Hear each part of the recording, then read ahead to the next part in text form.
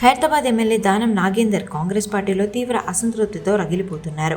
BRS వీడి కాంగ్రెస్లో చేరిన ఆయనకు ఆశించిన ప్రాధాన్యం దక్కకపోవడం, నియోజకవర్గానికి అభివృద్ధి నిధులు తెచ్చుకోలేకపోవడంతో తీవ్ర ఆవేదన చెందుతున్నారు. రేవంత్ రెడ్డి పాలనా తీరు, సమన్వయ లోపంపై బహిరంగంగానే అసంతృప్తి వ్యక్తం చేస్తూ పార్టీ మారి తప్పు చేశానేమో అన్న రీతిలో సంచలన వ్యాఖ్యలు చేశారు. అయితే నేరుగా విమర్శించకుండా దానం ఎంచుకుంటున్న శైలి రాజకీయ వర్గాల్లో ఆసక్తికరంగా మారింది.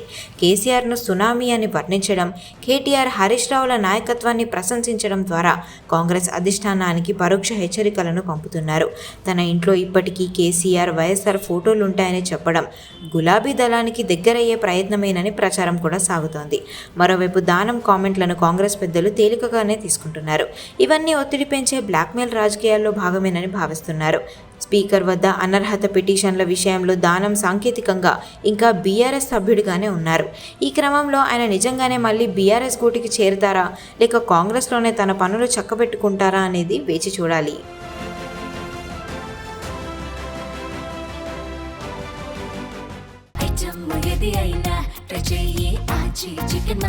ఆచి చికెన్ మసాలా